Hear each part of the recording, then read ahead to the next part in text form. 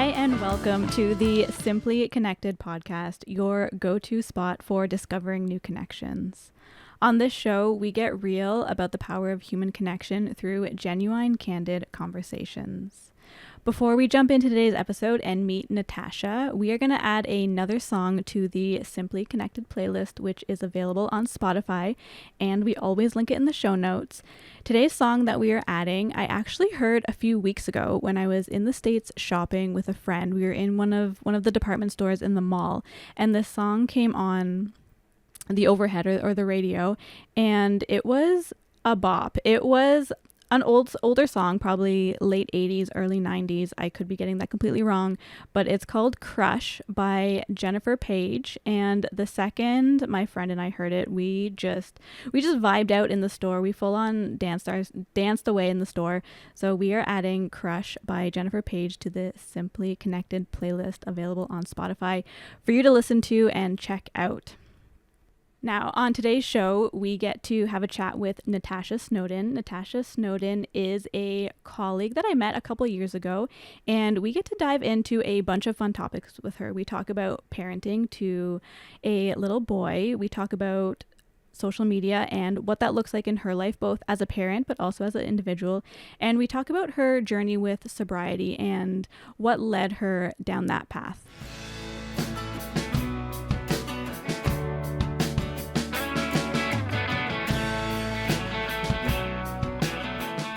Hey, Natasha. Hi. Thanks so much for being here tonight. Thanks for having me. I'm so excited to get to chat with you on the Simply Connected podcast. Let's jump right in, and I'm going to ask you, who is Natasha? Tell me about you. That's a really great question, and I'm still trying to figure that out at 33 years old. Fair enough. Yeah, I am a administrative professional.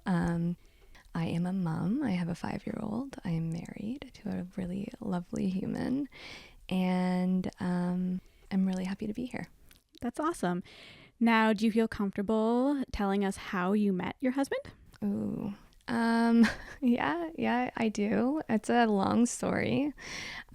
We are from the same hometown, but there is a little bit of an age gap. There's about 9 years between us. And I'm not sure if I've ever told you about this or not. No, I don't think that. Oh gosh, it is a bit of a long story, but I'll try and keep it short. Yeah, so from the same hometown, and we had mutual friends, I guess. I was about 20 years old. He was 28, 29-ish, and he was living in New Zealand at the time. But we were friends on Facebook and simply just had mutual friends. And one day I was on Facebook and he had posted that song by Goche, somebody that I used to know. I had posted it, a YouTube video of it. And because when you posted YouTube videos on Facebook, you tell everyone what you were listening to. That was so 2013. It was actually 2013, I think. That's so funny. Or I think it was 2012. But still. Yeah, and so then he commented on it and he's like, I'm actually going to that concert tonight.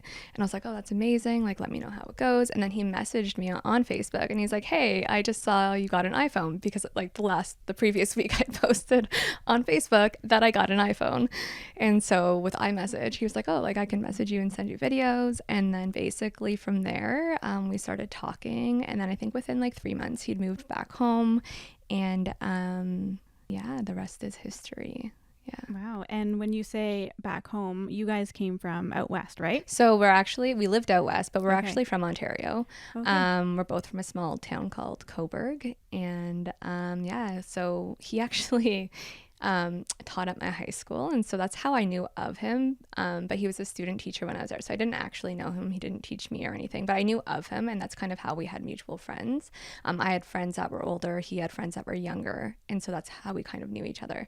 So we didn't meet until obviously I was graduated and everything like that. Just putting that out there. Just putting that out there. But it is a key like component how we kind of like knew each other and whatnot before. But yeah, from a small town called Cobourg. And so when he came back, we ended up moving out west about a year or so after. And yeah, we were out there for 9 years and then came back in 2021. Okay, 2021, Yeah. Just after the start of the pandemic. How did that feel to move home during that time? Yeah, it was It felt right. It was a good choice. At that time, we had Oliver. He was almost 2, or I think he was 2. And yeah, we loved out west. It was great. We had really great careers, but during COVID, we had realized that it was time to come home. All of our family was back here, and we really wanted to ensure that Ollie had that relationship with his family members, and we missed everyone too. So Yeah, and it's a really special way to grow up when you have family around you, especially from a young 100%. age. Like, as much as I missed maybe being out there in the mountains and the life that we had, yeah, I wouldn't change it just because of that relationship Oliver now has with his grandparents and his cousins and his aunts and uncles and all the things. So Yeah. And you and your husband, you worked together out west, correct? In the same institution? yeah, so we worked at the same institution. I would not say that we worked together, but yeah, we worked at Lethbridge College in Lethbridge, Alberta. Yeah. Fun. And then you came here and you're still working. Yes. Not together, but for the same institution Yes. too, which is where we met. Yes. Yes. Which is crazy to think that was almost 2.5, almost maybe 3 years ago now. I think it's about 2.5. Yeah, Yeah. because I started about 2.5 years ago Right. Yeah. And how's it going so far? I love it. Yeah, it's really great. Yeah, it's really great culture there, really great people. And I just feel like I'm still fresh in my career, even though I've been in post-ed for 8 years now, 8 years. And so I feel like I'm just getting started. Yeah, it's a really great place to be. I've only been in post-ed for about 3.5 years and just love it. Mm-hmm. I love the community. I love the institution that we work for. Mm-hmm. And it's a great place to belong. And I remember the day that you and I met, and it was in probably like the grungiest storage room that we could be in. Yes. It was hot. It was dirty. It was full of stuff, and lots of flies. It was gross. It was what, like your first or second day or your first week or something. Yes. Yeah. And I remember walking in there with a colleague, and you were there with your boss. And I remember looking at you, and we both kind of exchanged like the pleasantries that you say when you meet someone new. And we didn't end up saying much because we were in kind of the depths of a really big project that we were working on. And leaving that room, I think back to that interaction with you, and my mind automatically just remembers the fact that I walked away from that conversation. I was like, I need to know this girl. I love that. I need to know this girl. There is just something about her that is drawing me in. And I don't know if it was your personality or the way you presented yourself or your style, because I will say that you have a wicked style. I appreciate you that always so show much. up to work dressed like amazingly. Thank you. But no, I remember seeing you that day, and I feel so fortunate that we've gotten to work together in the way we have over the past few years, and not only built kind of a working relationship, but also establishing a friendship too. I echo that in all the ways. And like, it's funny that you say that, because I remember meeting you and I'm like, I really liked you, but I'm like, I have no idea what she thinks of me. so I was, but I'm, like, as time has progressed, I'm very like happy with how our friendship and working relationship has progressed. So yeah. And looking back on those times on this show, we like to kind of dive into highs and lows. So this can be a recent high and low, maybe it's one that happened this week or this month, but when you kind of reflect back on what's been going on lately, can you tell us about a moment that was like a major like yes win for you, and then something that might be a little more like not a negative, but something that maybe challenged you?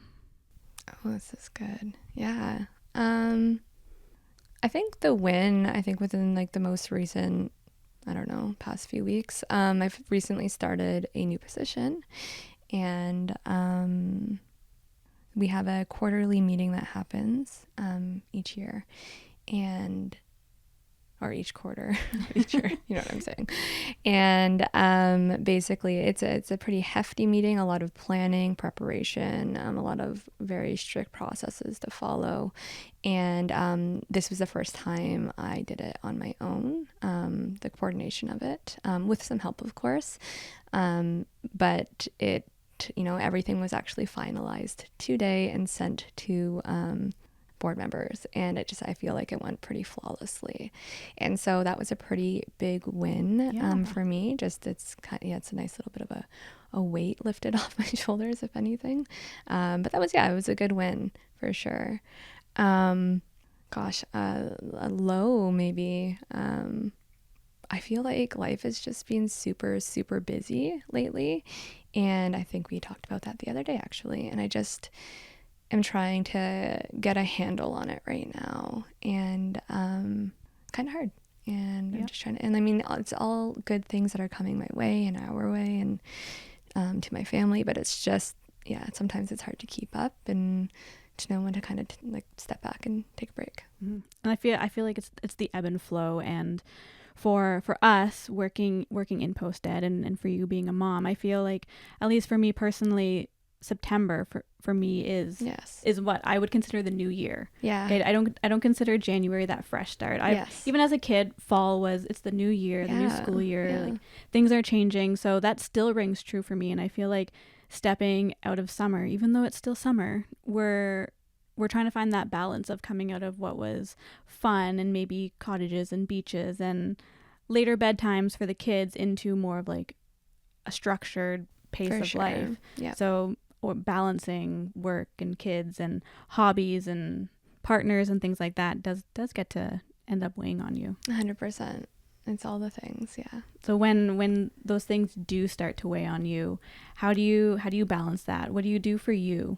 Yeah, it's what do I do for me? You know what? I'm very fortunate. Like, I do feel like I get a lot of me time, and that's what I do. I take some time. I usually try and go to the gym. And I'm still trying to figure that out. Like, what does that look like when things are weighing on me a bit heavier? Then what should I be doing? And but yeah, I would say just taking a little bit more time for myself, whether that's, meditating.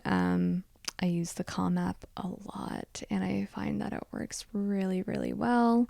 But the gym, I would say, is mostly like my kind of getaway, just to relieve that stress, or and also just spending time with the people that I love, whether that's family or friends. I just simply downtime, or a hot bath. I feel like fixes most hot things. Bath with Epsom salts. Yeah. Oh yeah. Yeah. Now that it's getting darker earlier, hot bath with a candle and a good book. Oh, for sure. It's my game. Nice. 100%. And you're a runner too. Ish. Yeah. Yeah. I would say you're a runner. You ran, was it the half last year? Yes, I did. Yeah. So that was May, which is crazy. That feels like forever ago, but also not forever ago. Yes, I did run a half. I haven't ran as much as I would say I'd like to in the past, 6 months or so, or since whenever that was.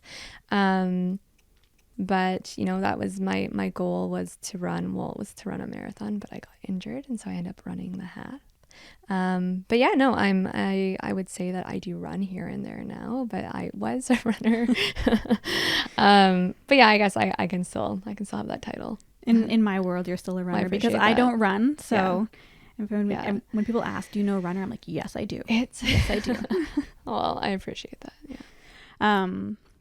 So on this show, we like to dive into connection and all types of connections, whether that's interpersonal, so colleagues, coworkers, peers, things like that, partners, children, kids, friends. Connection, there's so many forms of it. It's even connection to self, right? Whether that's through 100%. Hobbies or art, music, things like that.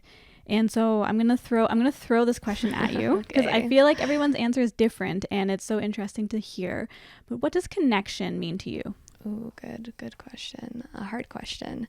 And again, like I think I had said when we first initially started talking, is, I'm still trying to figure that out.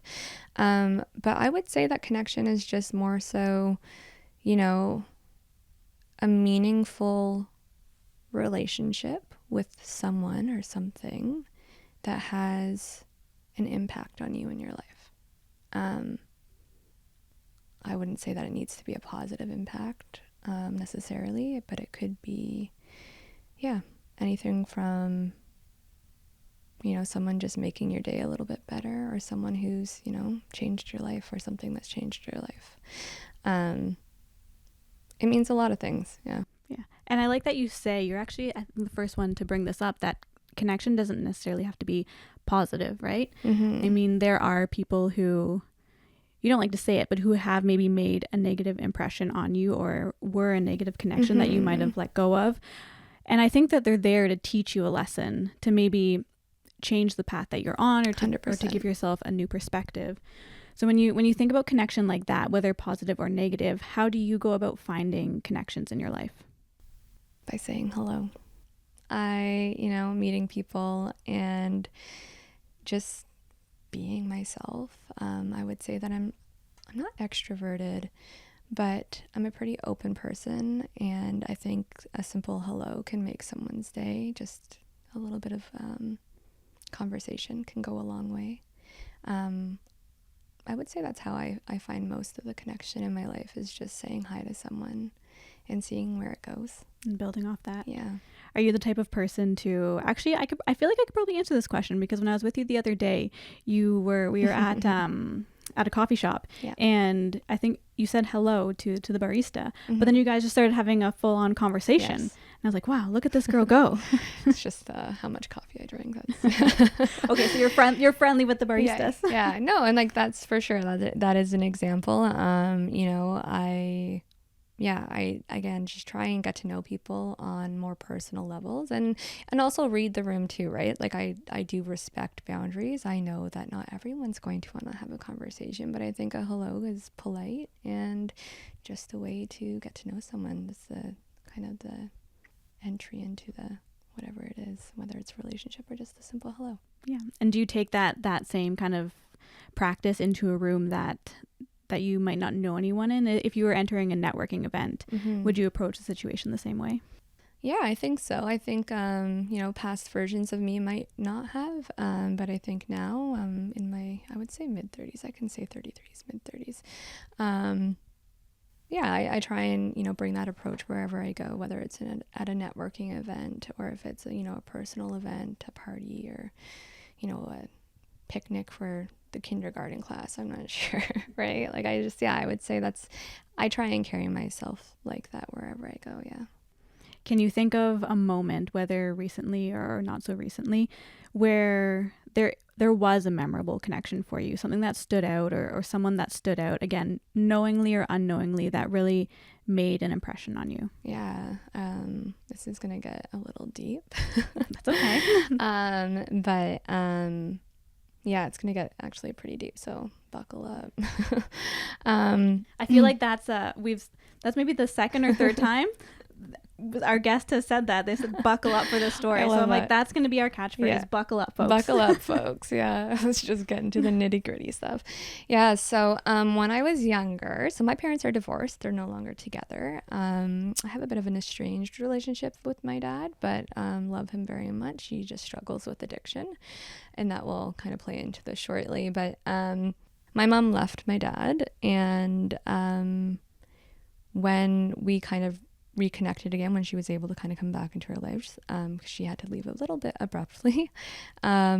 She had met someone within those few months that she was gone, and his name was Kenny, and he was a very, very special person. And I remember, when I was at my dad's, and I was still living with my dad, and he was just not in good shape. Again, struggles with alcoholism, and I had called my mom, and I'm like, I need to come see you. Like, tonight's just it's not good here. And it was the first time that I had met Kenny. My mom doesn't drive, and so he drove my mom out. It's about a 20-25 minute drive, and picked us up.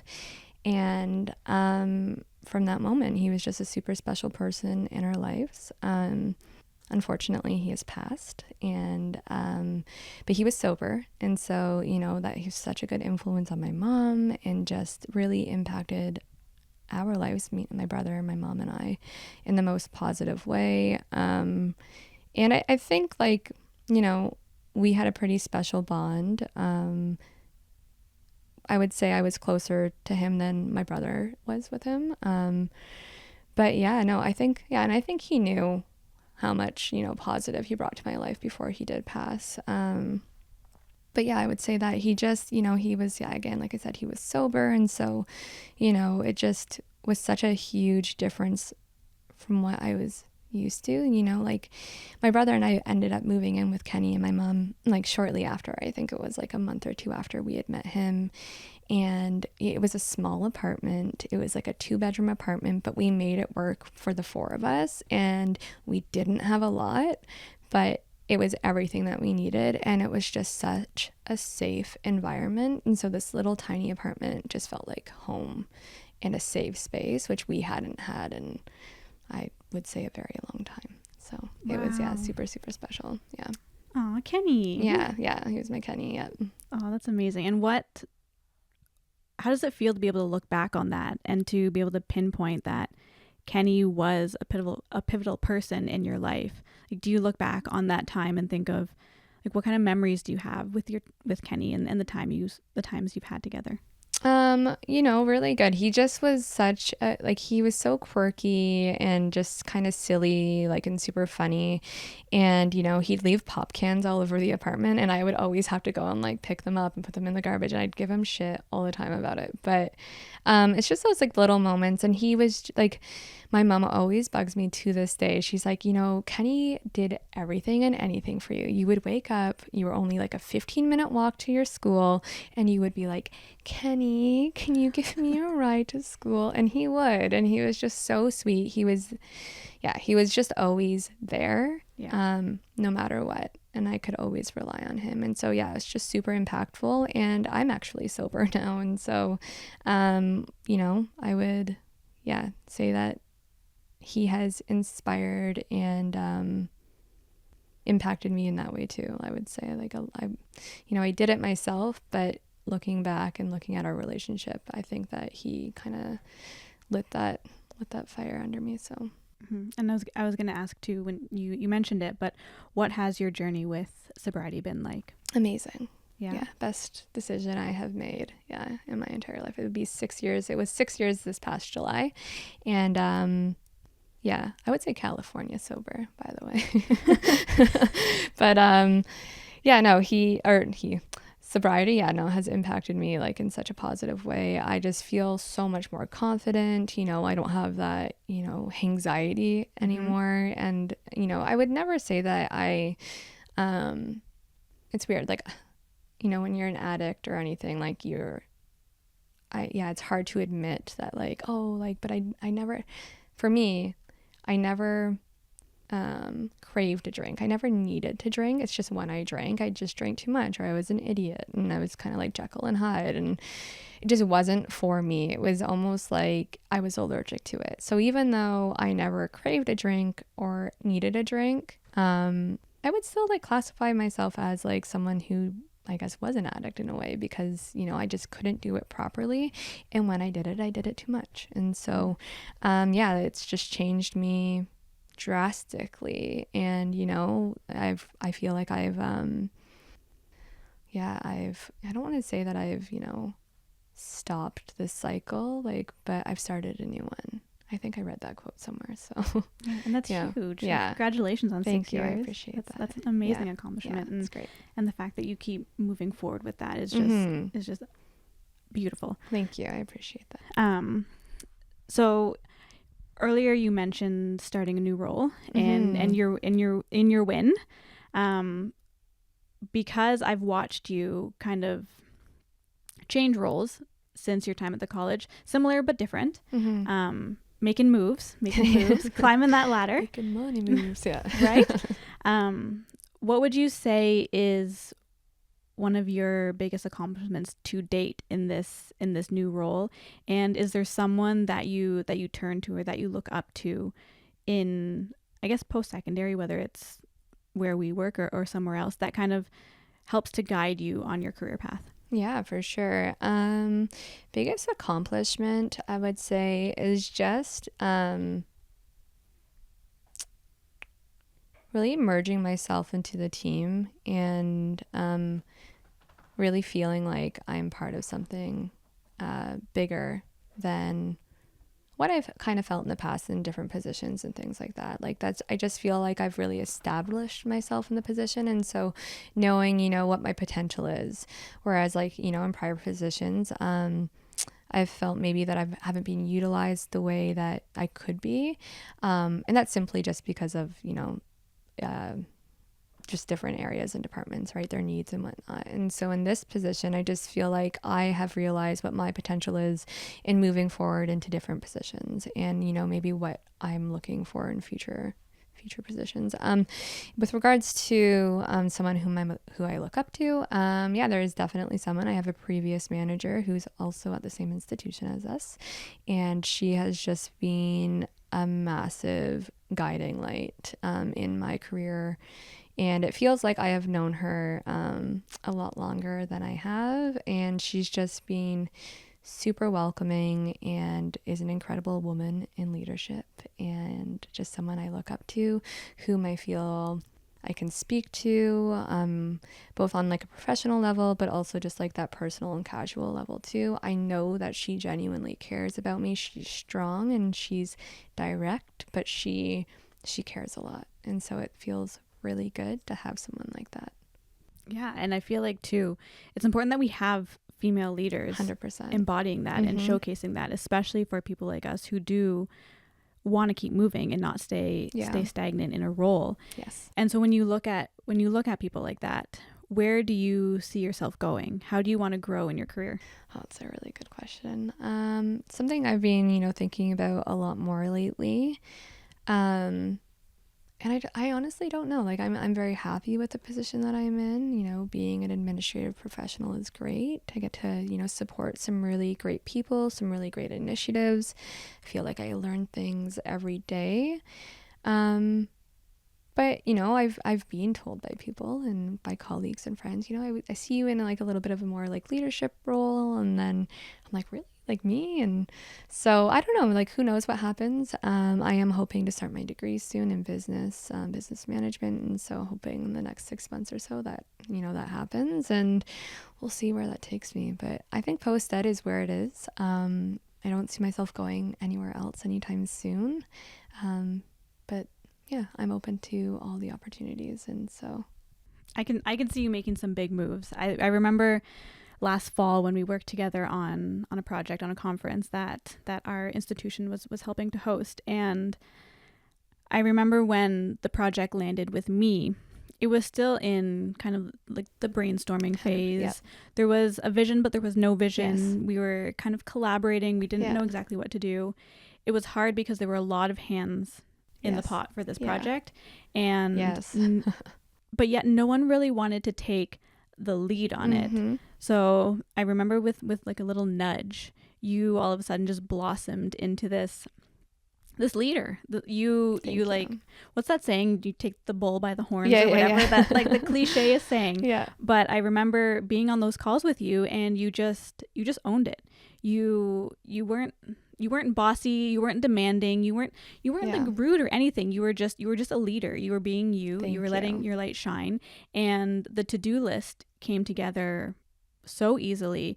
And then I remember the theme and the design and the look just kind of flowed, and from there everything just tumbled. And I remember standing with you on the final night of that conference. We crushed it, and we looked around the room and we were like, oh my god, we did this.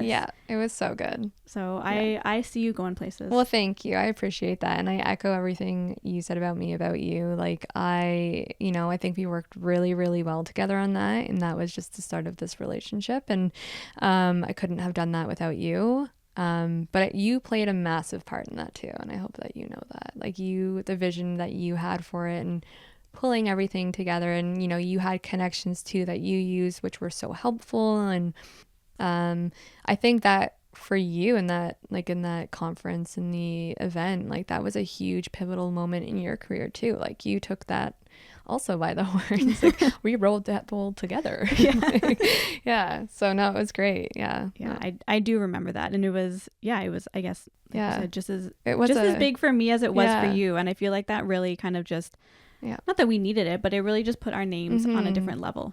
Oh, for sure. And I don't think you're right. We had like that little nudge, more so like we didn't really have a choice. Like we were like not fallen told. Like just drop kick you into that. Like, can you just okay. Sure. Okay, 400 people. Sure, it's fine. No, it was good though. Yeah, it was good. So coming out of that conference, I know we were both riding that high of being that successful and seeing kind of the comments and the remarks and the joy on people's faces leaving that event that night. Looking back on, I guess, the people who attended it, they were all post-ed mostly. And going back to what you said about how you build connections and you start with a simple hello, do you think that because we did know a lot of people who attended that conference too, do you think that in an atmosphere like that, going into a conference with friends and colleagues, that mixing friendship with, I guess, work colleagues and or peers is a good thing?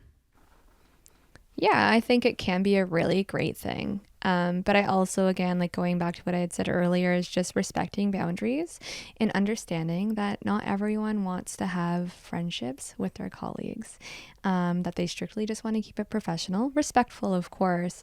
But yeah, I think that there are great things that can come out of friendships and colleagues. And again, like, I think setting boundaries is so important and something I am learning, again, like in this day and my career right now, just setting boundaries and, reading the room, being mindful of whom you're speaking to and what you're speaking about, because it's hard sometimes when you do have colleagues that are friends and you have, if there's confidential information or classified information or things like that, sensitive information, just being mindful that not everyone needs to know all the things, and there might be questions and someone might ask you, oh, did you hear about this?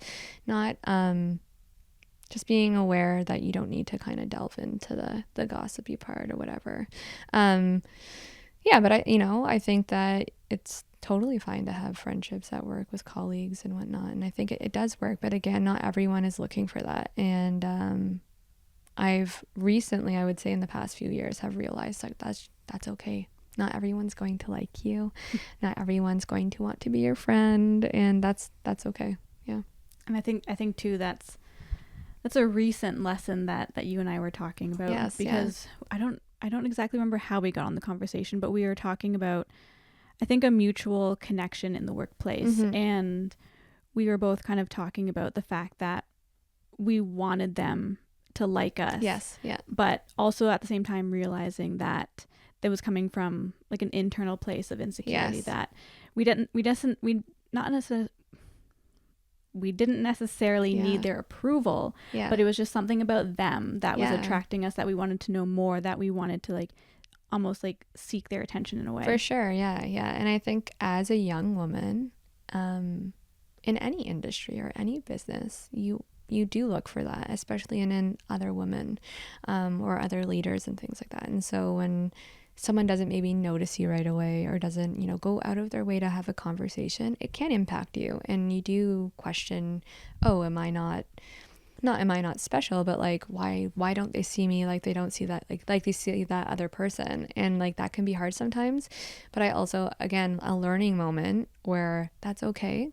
And that doesn't reflect on you, and it doesn't necessarily reflect on them, right? And so I think it's, again, just an important life lesson that, you don't have to appease everyone, and that's okay. Day by day. Yes. Day by day. Day by day. So for you, what does it look like to be emotionally connected to someone? Do you believe that whether it's a colleague or a friend or a partner, do you believe that there has to be a level of emotional connection, or can you have a connection without that kind of emotional, I guess, level, I guess? I think that's a very what's the word? It depends on the individual. I think in a lot of cases, it depends on the individual. I think for me, I would say I'm more so steered towards those emotional connections. That's just how I usually connect to people. But that's not to say that someone else can't have a connection with someone, and just simply it being, regarding work or just professionalism or whatever it may be, their career, I don't know, or business. I think that for me anyways, though, if we're speaking about me, I think that's why I'm here.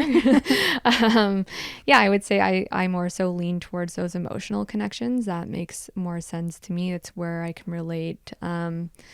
I'm just trying to think. I would say most of the people that are in my life, whether they are, colleagues or friends, well, definitely friends, family, it's all mostly emotional. I try to at least like gain perspective and find some way to relate to someone, or if I maybe don't disagree with their perspective or outlook or something, then I just try to look at it through their lens at least and just make that emotional connection and just I would say more so lean towards those emotional connections for sure. But yeah. How do you maneuver? So I know for me personally, so I do value an emotional connection. Like I need that. I need you to, it's like a give and take. I need a reaction from you. Yes. Whether it's a conversation, whether it's a message. I'm an emoji user. Yes. And so when I get a response from someone without an exclamation point or without a happy face, right away I'm like, what did I do? Why didn't they use an exclamation mark on that? Okay. Are they mad at me? Exactly. And we see that a lot in the workplace, right? For sure. You get the period, you don't get the exclamation point, because people still believe that the exclamation point means you're yelling at them. And I'm like, no, it doesn't. I'm excited. I'm excited about this. Yeah. Or just like I'm using the exclamation. Wow, I can't say that word. I'm using that pointy thing. To just show you that I'm not mad, or like that, that I'm excited, or this is, whatever, but not mad. And I think just going into like that conversation too is just about how, accessible we are to people too. And so I think sometimes, for me anyways, it gets tiresome, like having to use Teams or Zoom, and we're texting and we're calling and we're emailing and we're just constantly connected to people sometimes, and that can be exhausting. And so again, just trying to look at it from a different perspective.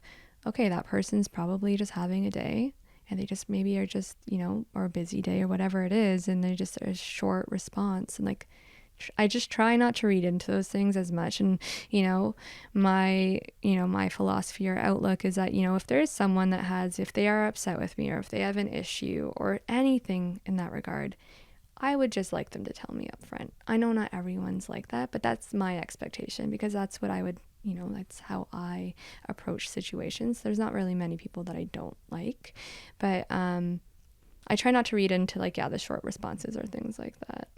I'm so guilty of doing that sometimes. It's hard not to. Like, it is hard not to. And I mean, I would say I'm really good with it at work, because I now work with people who I know are just like swamped all the time, and a short response is all I'm going to get. And like, so long as I get a response, like, that's fine.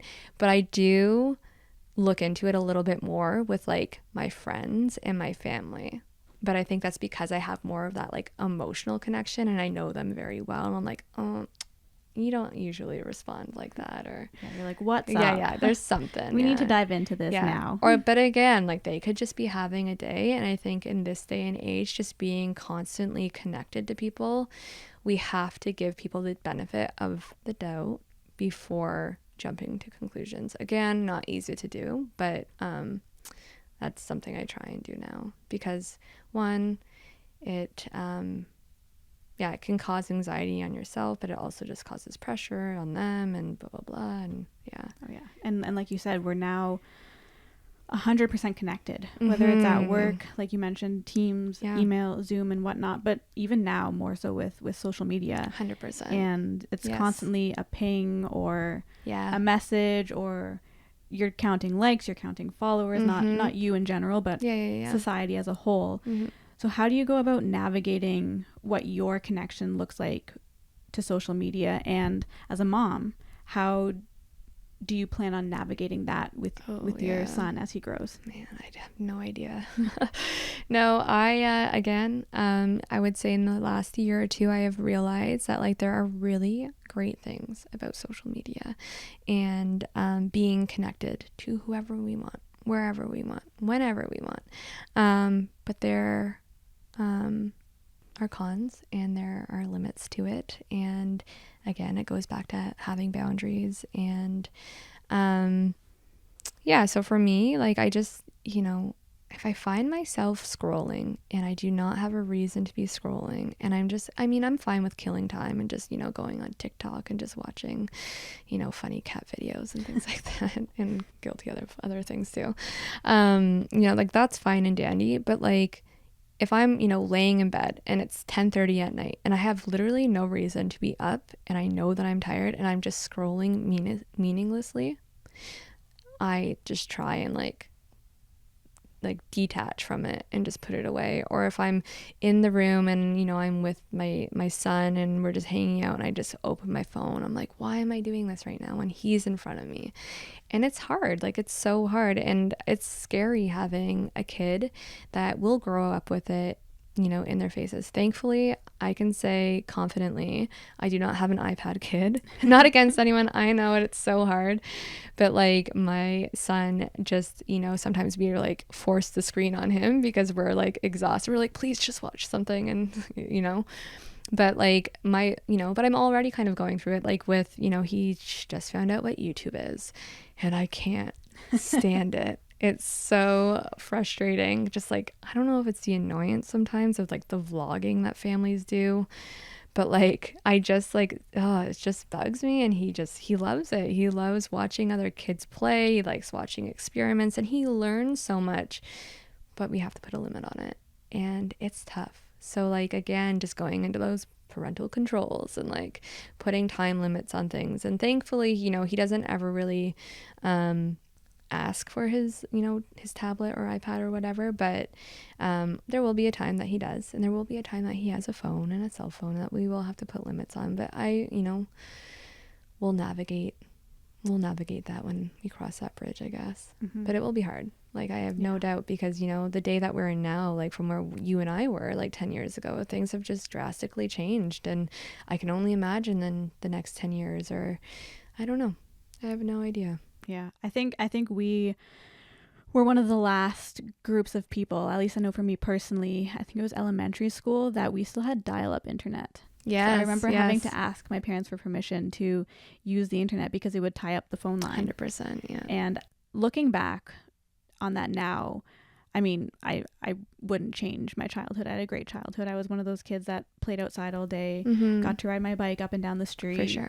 It's the cliche again, you come home when the street lights come on. Like that was my life. And I look at where I am now and how technology has just changed the way we live. And I view it as a positive and a negative. I mean, social media in general has allowed us to find connections that we would have never been able to do 100%, even 10 years ago. But I am also one of those people who will doom scroll and get into those, like, you just click from video to video to video, and all of a sudden it's been 45 minutes and I'm like, what am I doing? There could be so much else that I'm using this time for.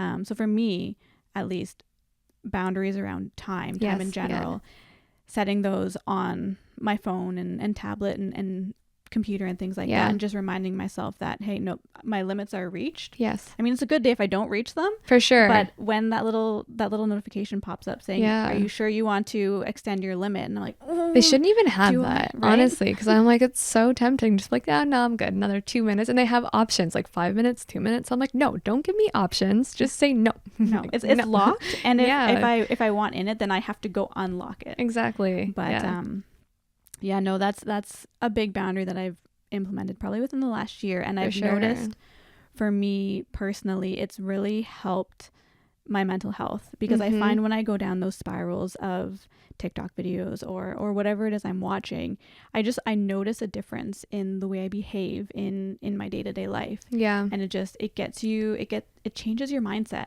depending on what you're watching. For sure. And I think too, like, so much of it is unrealistic, and like I know so many people know this, and I know you know this, that what we see on social media just isn't real. And that's not to say that people aren't enjoying those moments, but that's not the only moment in their life, like they're going through hardships, everyone has a life behind a screen.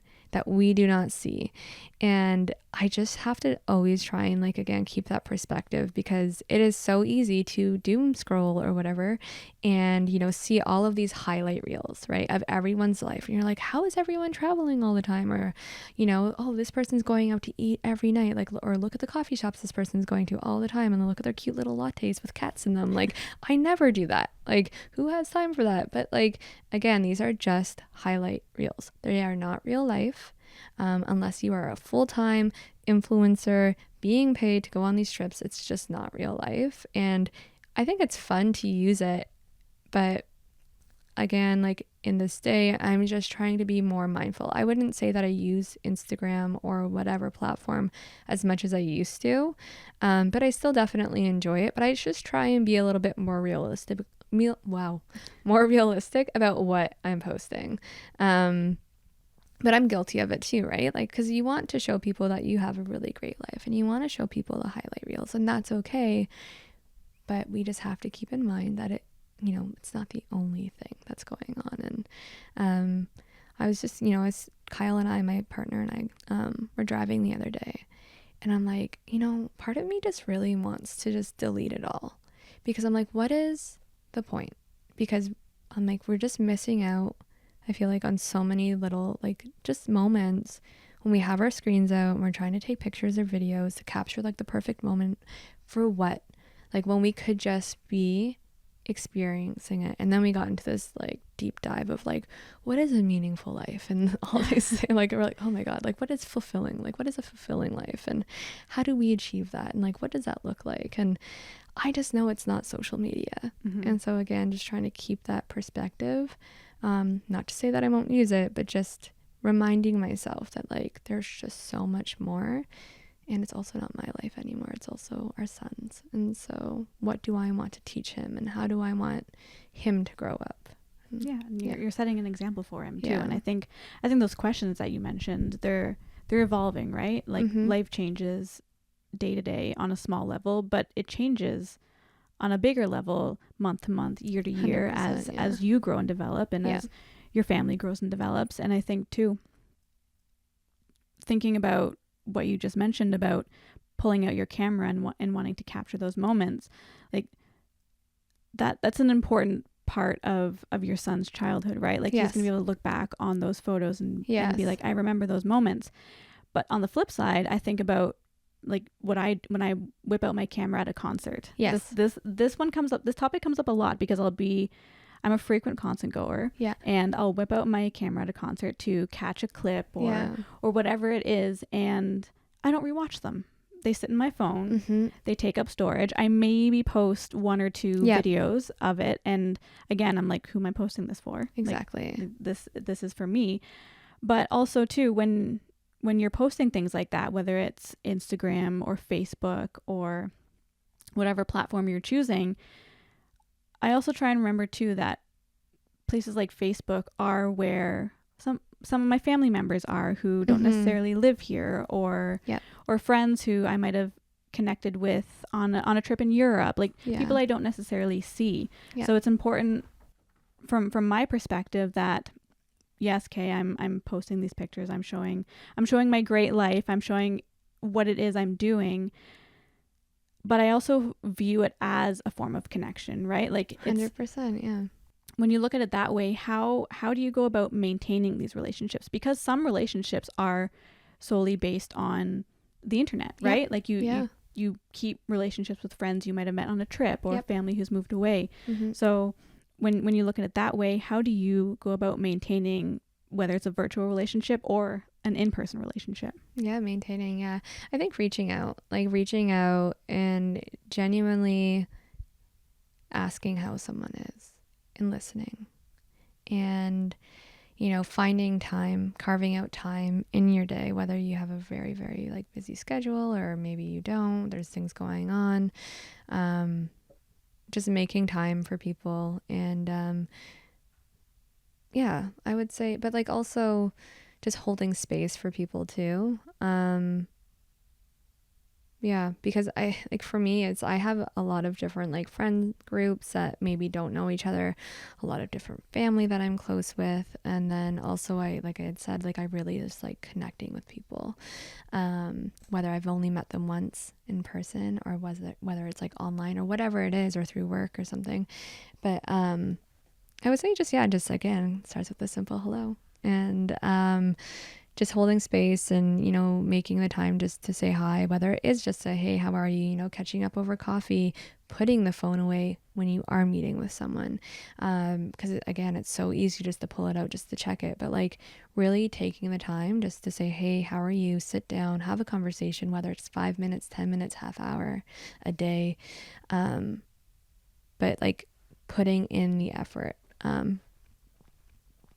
But it's sometimes like when you do have all of those connections and you do have a lot of friends or whatever it is, or it is exhausting sometimes, and sometimes you just need time for yourself too. I was thinking about that today and I'm like, I just need a day. I just need an hour where I can just like, just zen on my own.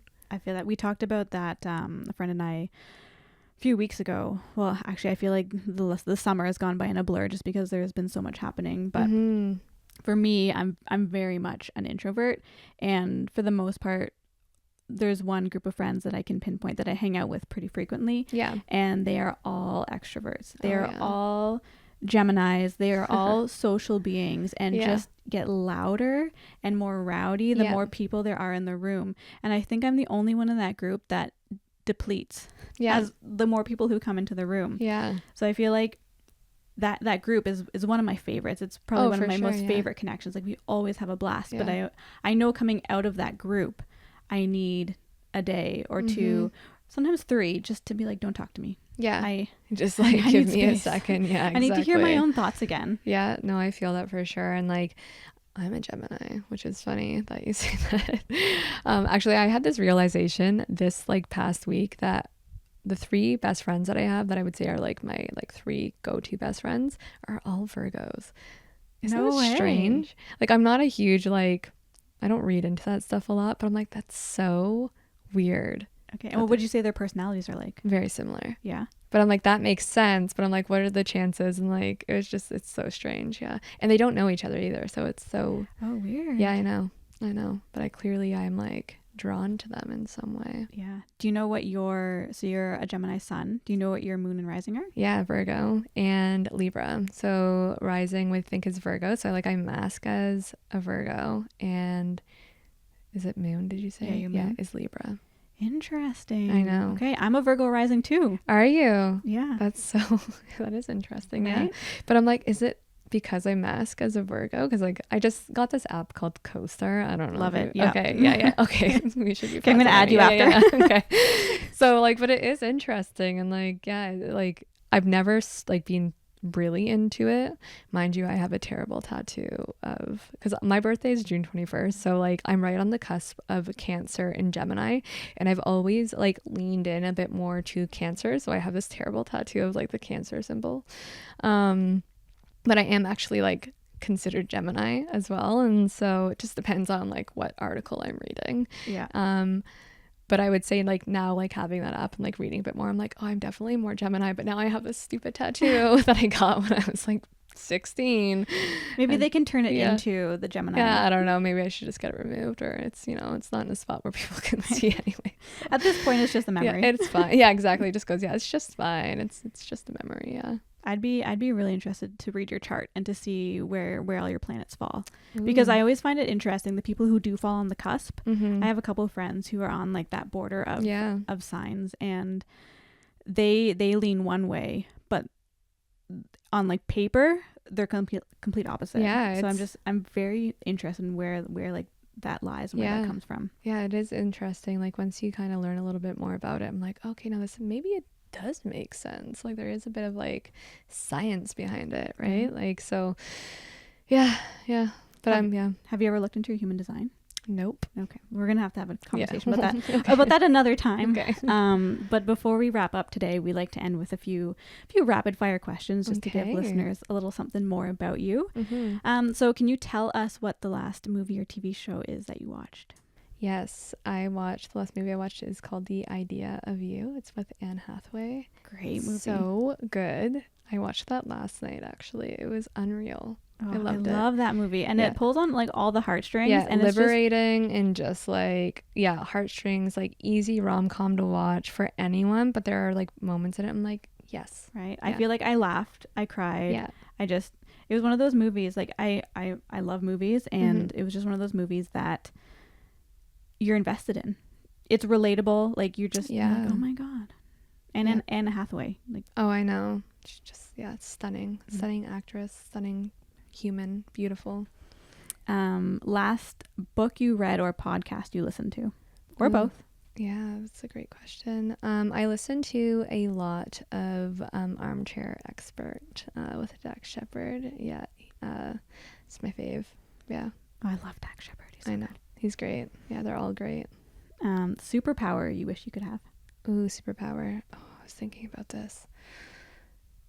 I would love to be able, just now that I have a kid, just to pause time here and there. That's it. Simple, but I would really like to do that. I love that little snapshot. Or be able to go back and just watch a memory play, but being there. Yeah. Oh. And what piece of advice would you give your younger self? It's okay. It's going to be okay. And that life is going to be really good one day. And you're too much of a worrier. That it's going to be okay. And yeah, that's really it. It was a tough time growing up, and so but the life I have right now is really beautiful, and I did not know that I would have it, and so I'm really grateful for that. So I would just let her know that it's going to be okay. It's going to be okay. Yeah. Look where you are now. I know, and it's so simple and cliche to say that, but like simply like that is, there's a lot more that I would say, but if it's just one advice, like one piece of advice, it would just be that it's going to be okay, and you'll get through it. And it's so hard in the moment to remember that too. So oh my gosh, yeah, I need to probably like tell myself this like 20 years from now that like it's just keep reminding yourself. Yeah, it's gonna be okay. Yeah. And finally, for our listeners, we have the Simply Connected playlist where we add songs that I'm listening to and guests are listening to. So what song would you like to add to this playlist for our listeners? All of them. So I've been really into Gracie Abrams lately. Okay. And there's a song called Us, which is really, really good. All right. I think T Swift is on it too. Okay. Yeah. Can't go wrong there. No. So we'll be adding Gracie Abrams to the playlist for our listeners. Perfect. And with that, I just want to say thank you so much for being here today. It was an absolute pleasure to talk to you, and thank you. I hope we get to do it again soon. I hope so too. Thanks. Okay. Bye.